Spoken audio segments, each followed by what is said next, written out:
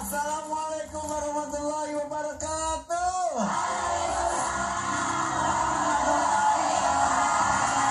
Masya Allah, Ibu puasa nggak sih, Bu? Puasa ya puasa, tapi bukan berarti puasa itu sama-sama ya gitu. Harus semangat seperti Ibu ya. Yang di rumah apa kabar? Mudah-mudahan selalu semangat ya. Nonton setiap pagi di RCTI. Ini dia Bunga-Bunga Hati. Lihat dulu, pasti mau. Iya. Gimana nih? Berarti Kak Neneng belum bisa memanfaatkan waktu dengan sebaik-baiknya, Bu. Orang yang barokah selalu pengen hidupnya lebih baik, dan lebih baik lagi. Kalau ngomongin barokah, itu apa sih, Bu? Ziyadatul khair, bertambahnya kebaikan. Ada kebaikan yang bertambah di dalam hidup kita, berarti hidupnya barokah. Makanya kalau orang punya prinsip hidupnya barokah, dia tidak akan punya prinsip aku masih sama seperti yang dulu. Nah, berarti hari ini harus lebih baik daripada hari kemarin. Hari esok harus lebih baik daripada hari ini. Kalau ngomongin barokah, ini mah buat selingan aja ya, Bu ya. Barokah itu biasanya lebih dekat dengan yang namanya perempuan. Kenapa kok aku bilang perempuan? Kenapa saya mengatakan lebih dekat dengan perempuan? Karena perempuan itu selalu punya mindset ingin lebih baik lagi. Lah emangnya lelaki nggak beda? Kalau laki-laki itu mindsetnya itu istiqomah, idealis, tetap tidak berubah. Coba kita buktikan ya.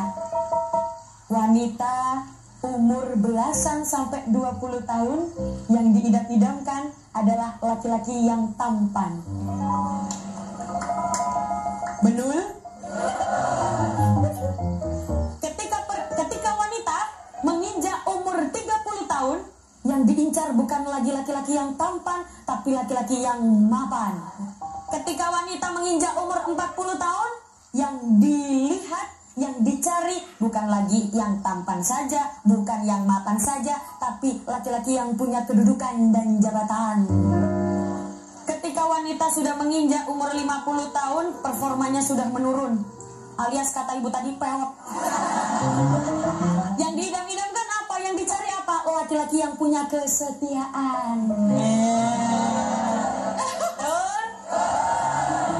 Tapi ketika wanita menginjak usia 60 tahun, yang diidam-idamkan adalah laki-laki yang punya keimanan dan ketakwaan. Karena apa? Sudah terasa karena mau. Astagfirullahaladzim. Itu perempuan pengen yang lebih baik lagi. Kalau laki-laki beda, Bu. Laki-laki itu prinsipnya istiqomah, idealis, tidak berubah. Kita buktikan. Laki-laki berusia 20 tahun yang diidam-idamkan adalah wanita yang muda dan cantik. Betul? Ketika laki-laki menginjak usia 30 tahun, yang diidam-idamkan adalah wanita yang muda dan cantik. Tetap istiqomah, tidak berubah. Betul? Ketika laki-laki menginjak usia 40 tahun, yang diidam-idamkan tetap yang muda dan cantik. Tepuk tangan lagi. Oh gitu, tapi perempuan itu luar biasa ya. Jadi dapat tadi 20 tahun minta yang tampan, 30 minta yang mapan, 40 minta yang ada jabatan, 50 minta yang udah punya imannya kuat, setia. 70, 60 ketakwaan. Yang saya sampaikan tadi hanya geran saja, maksudnya itu hanya hiburan saja. Biar apa? Karena pagi-pagi saya tahu ibu-ibu habis sahur, sholat subuh, biasanya habis makan bawaannya pengen tidur. Tapi ya itu nggak semua laki-laki juga tadi ceritanya. Tidak semua laki-laki dan nggak semua perempuan juga. Ya kan, kalau Neneng mah dari 20 sampai 60 pengen yang gampang. Yang tadi buat hiburan saja, tapi pada intinya pembicaraan kita kali ini, orang yang bisa memanfaatkan waktu dengan sebaik-baiknya. punya umur panjang, tapi digunakan untuk melakukan kebaikan. Punya umur panjang, digunakan untuk melakukan kemanfaatan. Punya umur panjang, diberikan kesehatan. Bukan hanya sehat, tapi juga afiat. Sehatnya digunakan untuk melakukan kebaikan. Insya Allah. Masya Allah. Oke, siapa yang mau nanya? Siapa mau nanya? Besti mau nanya dong. Loh, Kak, bahaya tak? Enggak dong. Perkenalkan, nama saya Fatimah dari Majlis Taklim Husnul Khotimah Cikarang. Silakan Bu Fatime. Assalamualaikum warahmatullahi wabarakatuh. Bagaimana kalau orang itu selalu melalaikan, menunda-nunda sholatnya? Hukumnya bagaimana? Oke, apa hukum orang yang suka menunda-nunda sholat? Sholatnya.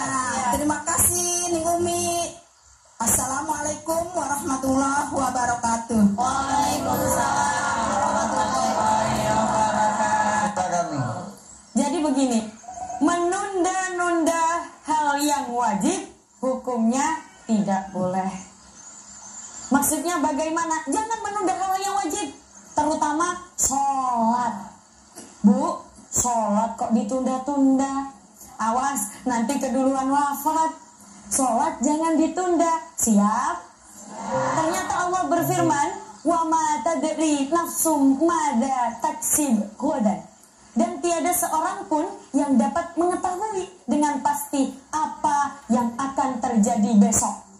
Bisa jadi aku nanti aja lah sholatnya lah, nanti ini kayaknya mah waktu isya mak lama. Udahlah, kita nyantai dulu, kita makan bakso dulu, ngapain dulu, ngopi dulu, nanti pulang ngopi kita sholat. Setelah pulang ngopi ternyata ketiduran, nggak bangun lagi. Innalillahi. Na'udzubillahi min dzalik. Maka jangan menunda ketika adzan. Bu, adzan adalah panggilan. Ibu dipanggil tapi nggak nyaut. Kalau ada orang dipanggil nggak nyaut, namanya Pripun sampun paham nggih? Beda, ada mau nanya lagi nggak? Nenek mau nanya, Nenek. Nenek mau nanya boleh nggak? Apa? Kalau ada yang nanya. Siapa? Kalau misalnya tadi kan menunda-nunda waktu sholat, kalau menunda-nunda waktu nikah itu sama dengan tidak memanfaatkan waktu dengan wajib. Aduh, emang kamu itu beneran menunda-nunda nikah? Sebenarnya mah saya siapa tahu ibu saya nonton gitu, Bu, ini Bu nih gitu. Kayak, jadi ngasih penjelasan juga ke ibu gitu. Kenapa emang ibunya kenapa? Kayak ibu nanti bilang kayak aku dan ibu teh pengen punya cucu. Gitu. Terus saya bilang cucunya dulu mau enggak? Ya enggak lah, maksudnya kan kalau adopsi anak mau enggak gitu kan, susah ya cari suami gitu. Neneng kenapa sampai sekarang masih nunda-nunda nikah? Juga tahu alasannya apa. Kan ibu-ibu belum tahu. Oh iya. Susah nyari yang cocok karena kan neneng teh pengennya mah nyari bule gitu ya. Tapi nenengnya nggak bisa bahasa Inggris, jadi belajar bahasa Inggris dulu. Gitu. Sampai sekarang belum bisa. Tapi bukan menunda. Belum, nggak menunda belajar. Tapi banyak sekali di zaman saya itu banyak yang menunda-nunda. Ada wanita yang pengen mengejar karir dulu. Gitu. Bahkan ada wanita katanya enggan untuk terjalin hubungan dengan laki-laki karena takut melihat ada yang katanya ada yang KDR, ada yang cerai. Gitu akhirnya dia menunda antar aja. Gimana kalau perempuan menunda-nunda pernikahan? Jadi kalau misalkan soal menikah, aduh, ini yang tanya belum menikah, tanya ke orang yang menikah juga. Silakan Umi, bagaimana melihat perempuan seperti itu? Tergantung alasannya dulu. Jadi kalau misalkan ada orang yang menunda menikah, misal karena pernikahan itu tidak ujuk-ujuk, Ya tiba-tiba menikah, banyak sekali yang harus dipersiapkan, dari mulai finansial, mental, kesiapan diri, semuanya harus dipersiapkan. Nah, materi, semuanya harus dipersiapkan sebelum pernikahan. Ada orang yang menunda pernikahan karena memang belum siap. Nah, boleh boleh menyiapkan diri dulu. Tapi kalau misalkan dia sudah siap, secara finansial sudah siap, secara ngelihat kondisinya juga udah mapan, mental juga udah aman, udah siap menikah, tapi dia menunda untuk menikah, misal, sebentar dulu, mau cari yang klik. Nah, misal, sebentar dulu, aku mau fokus mau kejar ini dulu, tapi nanti mau menikah. Itu hukumnya makruh. Kalau alasan itu makruh. Nah, kalau misalkan alasannya berbeda lagi, aku nggak mau menikah. Nah, misal, aku menunda, misalkan ditanyain, kamu nggak nikah? Misalkan, udah tua, misalkan umurnya 48. Misal, sudah waktunya menikah tapi belum menikah. Dia bilang, saya menunda menikah. Karena apa? Saya nggak mau punya anak. Misal, saya nggak mau menikah dengan laki-laki. Misal, saya nggak mau menikah dengan perempuan. Misal memang keinginannya untuk menikah itu tidak ada keinginan untuk menikah, maka itu hukumnya haram. Haram. Iya, karena apa? Karena tidak mengikuti sunnah Nabi. An-nikahu sunnati, faman raghiba an sunnati falaisa minni. Nikah itu termasuk sunnahku. Barang siapa yang tidak mengikuti sunnahku, maka bukan termasuk golonganku. Tidak diakui umat Nabi. Terus kalau ada yang nikah tapi nggak mau punya anak, child free, tanya pas gimana tuh? Jadi memang ada beberapa orang tertentu yang memutuskan untuk tidak mempunyai anak. Misal karena memang tidak siap secara finansial atau tidak siap secara mental atau kesehatan. Misalkan kita punya anak tapi pertaruhannya yang dipertaruhkan adalah kesehatan, itu justru lebih baik tidak punya anak. Karena kesehatan yang dipertaruhkan. Nah, tapi kalau misalkan tidak ada apa-apa, siap secara finansial, tidak kondisinya mentalnya juga udah siap, terus semuanya sudah mapan, Bu, orang Islam itu keturunannya harus banyak. Bedul? Kenapa jadi bendul? Keturunannya harus banyak. Biar apa? Biar keturunan solihah ini semakin banyak. Begitu. Tapi kalau misalnya memutuskan belum menikah untuk misalnya nih dia ternyata membantu banyak orang kayak dokter harus keluar, itu gimana tuh? Nah, nanti kita jawab. Boleh. Karena kita istirahat dulu ya. Boleh. Tetap di sini di Bunga-Bunga Hati. Lihat dulu, pasti mau.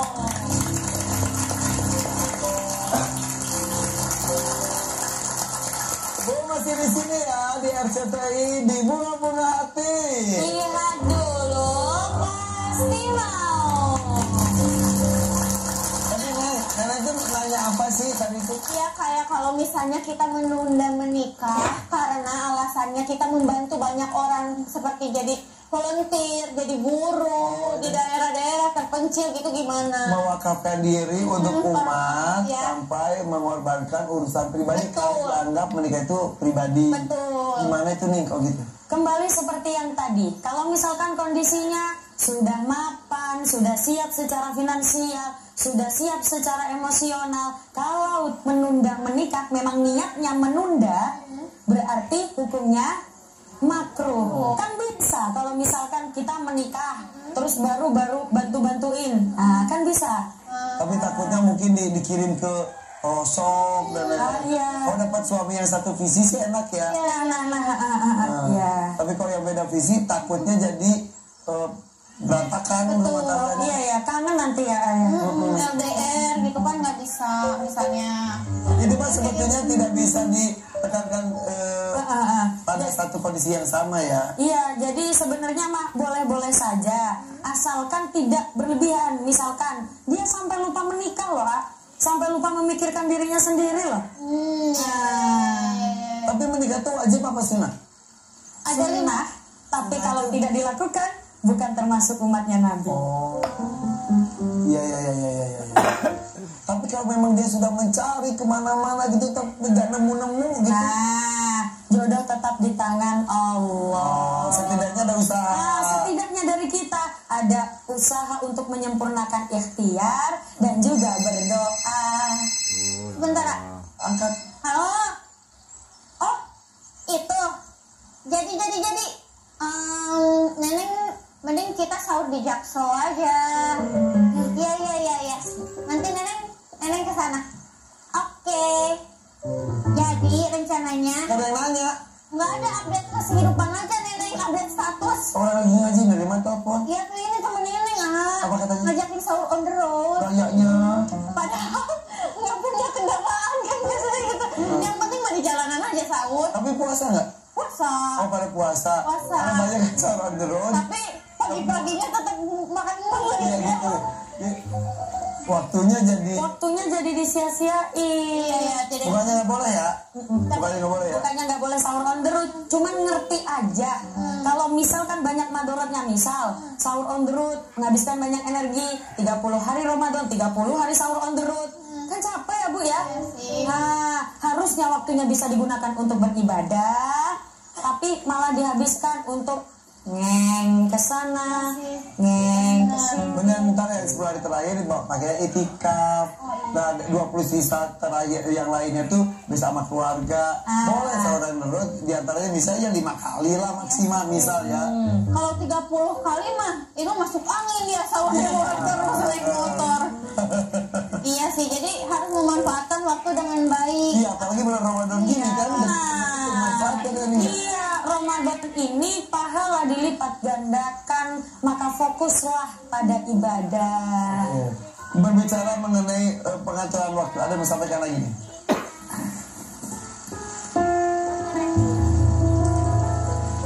Masih semangat ya Bu? Masih. Insya Allah semuanya masih semangat. Di sini kita bicara bagaimana cara mengelola waktu dengan baik, bagaimana caranya umur yang panjang diisi dengan kebaikan-kebaikan. Umur panjang tapi tidak diisi dengan kebaikan, percuma, buat apa? Ibu tahu tidak? Ternyata ada hadis Nabi yang sudah biasa kita dengar, yang justru ada lagunya. Bagaimana itu? Ingat 5 perkara sebelum 5 perkara, sehat sebelum sakit, muda sebelum tua, kaya sebelum miskin, lapar sebelum sempit, hidup sebelum mati. Tahu lagu itu Bu? Yang dimana disampaikan sehat sebelum sakit. Ternyata ini sebenarnya hadis Bu. Itu hadis riwayat Al-Hakim. Rasulullah yang bersabda, lalu dijadikan sebagai lagu. Biar bisa apa? Biar bisa jadi pepiling, biar bisa jadi pengingat kita semua. Ada suatu cerita. Ini kisah yang ada di Riyadh. Riyadh itu ibu kota Arab Saudi. Letaknya di mana? Cikarang belok kiri. Hah? Bacok? Oh, Pasar Pasar Bancong. Bancong ada iya. Pasar Bancong iya.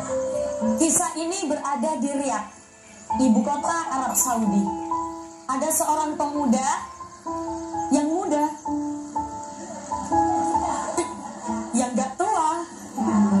Anak muda ini mengalami kecelakaan. Puasa Brazil.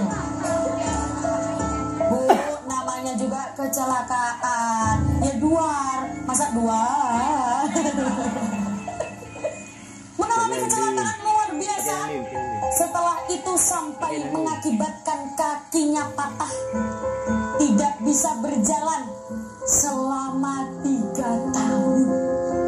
Bayangkan 3 tahun di opnam, di rumah sakit, tidak bisa bergerak, kakinya digantung ke atas.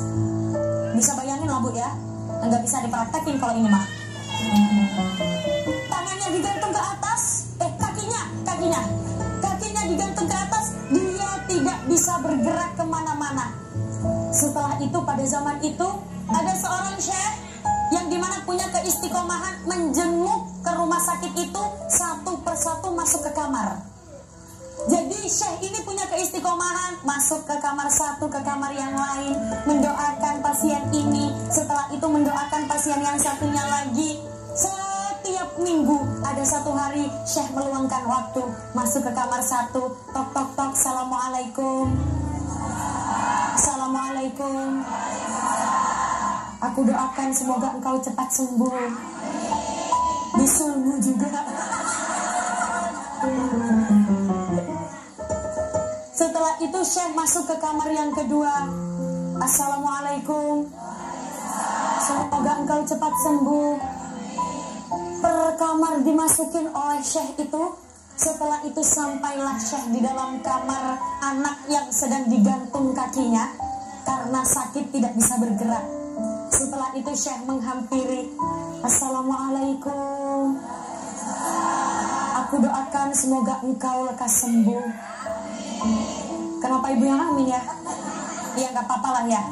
Aku doakan kau cepat sembuh. Sesungguhnya penyakit yang Allah berikan ini, sesungguhnya musibah yang Allah berikan ini, itu guna untuk meningkatkan derajatmu. Allah ingin mengangkat derajatmu melalui musibah yang engkau alami. Anak muda tadi diam dan menjawab, Syekh, terima kasih doanya. Terima kasih saya sudah didoakan bisul ini sembuh. Terima kasih sudah didoakan kakiku sembuh. Tapi sesungguhnya Syekh, aku sangat bersyukur atas adanya kecelakaan ini. Aku sangat bersyukur atas adanya musibah ini. Syekh kaget. Wah, kenapa? Karena sesungguhnya sebelum adanya kecelakaan ini, aku adalah pemuda yang suka buat onar. Aku adalah pemuda yang suka mabuk-mabukan. Aku adalah pemuda yang suka kebut-kebutan di jalan, bikin susah warga, bikin susah semua orang. Tapi ketika Allah berikan aku sakit ini, padahal sebelum ini aku tak pernah sholat fardu full, tapi ketika sakit sholat 5 waktu bahkan aku lakukan. Bahkan bukan hanya 5 waktu, juga tahajud. Bahkan ketika saya 3 tahun berada di sini, saya bisa hafal 30 juz. Bukan lagi 1 juz, bukan lagi 2 juz, apalagi juz apel, juz mangga, juz strawberry. Tapi 30 juz sudah saya hafal ketika saya berada di sini. Makanya saya sangat bersyukur. Ada beberapa pelajaran yang bisa kita ambil. Yang pertama, dia dalam kondisi sakit, tapi dia bisa melakukan ibadah sebegitu khusyuknya, sebegitu banyaknya, 30 juz dia hafal. Yang kedua, yang pertama tadi, dia bisa bersyukur atas kondisinya bagaimanapun keadaannya. Yang kedua, pelajaran untuk kita, apa mau nunggu sakit? Apa mau nunggu kecelakaan dulu? Apa nunggu 3 tahun dulu di opname? Enggak. Maka gunakan waktumu sebaik-baiknya. Mumpung masih sehat, mumpung masih kuat, mumpung masih bisa sholat dengan normal. Gunakan waktu dengan sebaik-baiknya. Sampun paham, ge?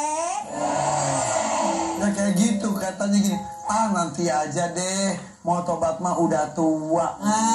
Kalau sampai tua, nanti aja deh, umrohnya pada ada hartanya, tar aja, emang orang tua pakai haji segala. Pas udah tua kesana udah nggak kuat ngapa-ngapain. Makanya mumpung bisa, mumpung ada, mumpung sempat, lakukan kebaikan. Gitu. Jangan sampai kenikmatan yang ada diambil dulu, baru kita tersadar gitu ya Ning. Aduh, ya udah kalau gitu kita kembali sesaat lagi, siapkan pertanyaan berikutnya. Tetap di sini di Murah-Murah Hati. Lihat dulu, pasti mau.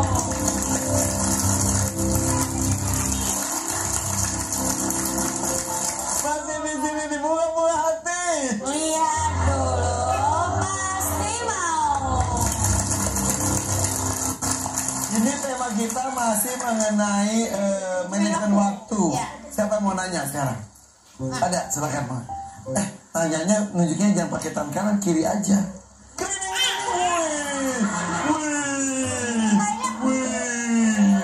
Ibunya kalau jalan begini ya? Ya berat sebelah.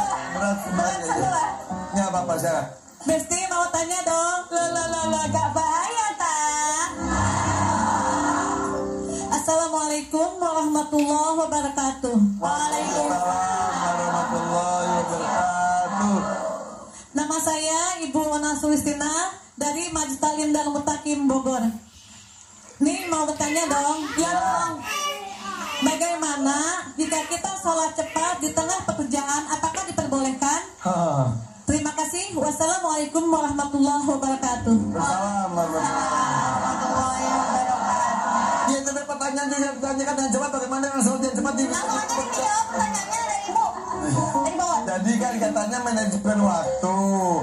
Di tengah-tengah pekerjaan kita punya kewajiban juga sholat. Nah gimana biar sholatnya dapat, pekerjaannya dapat. Ya udah kan lagi kerja, lagi sibuk. Azan udah sholat, tapi saja. Karena istirahatnya juga cuma sebentar, belum makan, belum ngobrol. Ya udah deh sholat semenit lah. Gitu. Semenit mah tuh. Langsung begini jumbalitan. Gimana? Bagaimana kalau misalkan sholatnya cepat di tengah-tengah pekerjaan? Kita garis bawahi dulu sholat cepat ya Bu ya. Sholat cepat. Kalau misalkan posisi kita berjamaah dan posisinya menjadi imam, itu ternyata sholat cepat diperbolehkan. Oh iya. Iya. Asal. Ternyata diperbolehkan. Kita lihat ada hadisnya. Kita lihat dulu. Kok bisa? Kita lihat di kitabnya dulu ya. Nah, ternyata ini dijelaskan ada. Kalau misalkan jadi imam, itu dianjurkan Nabi membaca surat yang pendek. Maksudnya dipercepat agar apa? Biar meringankan makmumnya. Rasulullah Shallallahu Alaihi Wasallam bersabda, "Idza shalla ahadukum linnasi falyukhaffif." Bila salah seorang kamu mengimami orang banyak, maka hendaknya ia meringankan. Itu kalau posisi imam ya, kalau posisi berjamaah ya. Tapi berarti bukan cepet-cepet, tapi bacanya pendek. Dipendekkan untuk meringankan. Tapi kalau misalkan sholatnya sendiri, dalam pas bekerja, kalau misalkan memang darurat, misal pekerjaannya ini misal mengobati orang sakit, itu kan perlu cepet-cepet ya Bu ya. Operasi. Waktu sholat udah mau habis, itu boleh sholatnya dipercepat. Atau misal ada pekerjaan yang memang kejar waktu. Kalau misalkan waktu ini kekejarnya waktu sholatnya cuma sedikit, itu ternyata boleh dipercepat. Asalkan tidak seperti Arifan tadi, ngomong. Sholat cepat itu ternyata masih sah kalau misalkan semua rukunnya masih dilakukan. Misal cuma sholat tapi rukun-rukunnya aja. Rukunnya misal Al-Fatihah, kayak gitu-gitu ya Bu ya. Baca Al-Fatihahnya juga harus benar kan ya? Harus benar, meskipun cepat. Terus harus tetap tumak ninah. Cepat tapi tumak ninah. Gimana tuh? Sholatnya cepat tapi tetap harus berhenti sejenak. Pripun sampun paham nggih? Tapi maksudnya cepat ning sama cepatnya kita tuh agak beda dikit. Obat itu ya tetap bacaannya dicepetin. Tetapi tajidnya benar dan lain-lain. Dan gerakan-gerakannya masih jelas, nggak berat. Takbirnya aja segini. Harus tetap gitu ya. Harus tetap melakukan rukun-rukunnya sholat. Oke. Sama kayak kalau misalnya di bandara, biasanya jadi imam di bandara, suratnya dipendek-pendekin aja, yang pendek-pendek, jangan Al-Baqarah ini kayak ini, aduh ini ketinggalan pesawat. Lihat kondisinya. Oke, siapa lagi mau nanya? Ada? Silakan. Besti mau tanya dong. Gak bahaya Nanya apa? Assalamualaikum warahmatullahi wabarakatuh. Nama saya Ibu Nur Hasanah dari Kampung Cikarang, dari Majlis Taklim Al-Muhajirin. Ya. Saya mau tanya, benar nggak sih tidurnya orang puasa itu mendapatkan ibadah? Katanya. Kata siapa Bu? Iya. Katanya, kata orang ya. Iya. Emang benar gak sih katanya di bulan puasa itu tidur orang puasa itu katanya termasuk ibadah, betul? Katanya gitu. Katanya tidurnya orang yang sedang puasa itu termasuk ibadah. Betul. Tapi tidur yang bagaimana dulu? Misal, ternyata yang dimaksud adalah tidur. Misal, ketika sedang berpuasa, bekerja, capek, letih, lelah, lesu, terus ketiduran. Itu tidurnya dinilai ibadah. Bukan tidur yang pagi habis sahur tidur, bangun-bangun udah mau maghrib. Itu akhirnya ninggal sholat.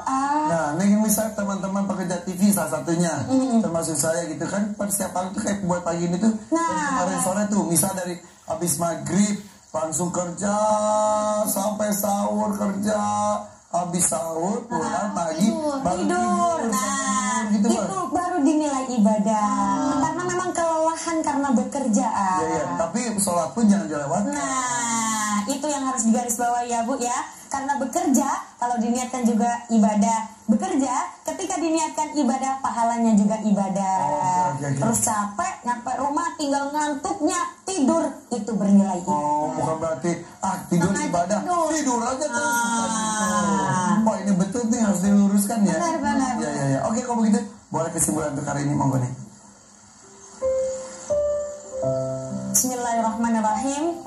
Alhamdulillah, ternyata pembahasan kita tentang bagaimana mengelola waktu dengan baik, tentang bagaimana memanage waktu dengan baik. Bu, ternyata kita sudah dicontohkan oleh Imam Ghazali, meneladankan di kehidupannya bagaimana cara memanage waktu 24 jam dengan baik. Ternyata bisa dibagi 3. Dibagi 3 itu bagaimana? 24 dibagi 3 berapa? 8 untuk istirahat, 8 untuk beribadah, 8 jam untuk bekerja. Bagaimana kalau misalkan bekerjanya lebih dari 8 jam? Tidak apa-apa. Itu hanya contoh saja bagaimana untuk memanage waktu dengan baik, dicontohkan oleh Imam Ghazali. 8 jam untuk istirahat, 8 jam untuk beribadah, 8 jam untuk bekerja. Itu hanya contoh saja. Kita yang tahu bagaimana kondisi tubuh kita, bagaimana kondisi hidup kita, yang harus pintar-pintar menata. Bekerja tapi tidak lupa beribadah, bekerja beribadah tapi tidak lupa beristirahat. Sampun paham deh. Jadi kurang bagus juga 24 jam ibadah. Walaupun kerja terus harus dibagi-bagi. Oke, sip, mudah-mudahan yang sudah disampaikan langsung bisa kita praktekkan ya. Membagi waktu dengan maksimal supaya apa? Bahagianya pun dunia dapat, akhirat juga dapat. Kita doanya kalau gitu nih, monggo. A'udzu billahi minasyaitonir rajim. Bismillahirrahmanirrahim. Allahumma shalli ala sayyidina Muhammad wa ala ali sayyidina Muhammad walhamdulillahi rabbil alamin. Allahumma inna nas'aluka salamatan fid din wa afiyatan fil jasad wa ziyadatan fil ilmi wa barakatan fi rizqi wa taubatan qabla al-maut wa rahmatan 'inda al-maut wa maghfiratan ba'da al-maut. Allahumma hawwin 'alaina fi sakaratil maut wan najata minan nari wal 'afwa 'inda al-hisab. Rabbana atina fid dunya hasanah wa fil akhirati hasanah wa qina adzaban nar. Subhana rabbika rabbil izzati amma yasifun wa salamun alal mursalin walhamdulillahi rabbil alamin. Terima kasih nih sudah mendampingi kita terus. Mudah-mudahan semangat mengatur waktu dan maksimal itu tidak hanya pas Ramadan saja. Hargai waktu detik per detik untuk bekal kita di akhirat kelak. Kami pamit undur diri untuk hari ini. Wassalamualaikum warahmatullahi wabarakatuh. Waalaikumsalam warahmatullahi wabarakatuh. Ana Maliki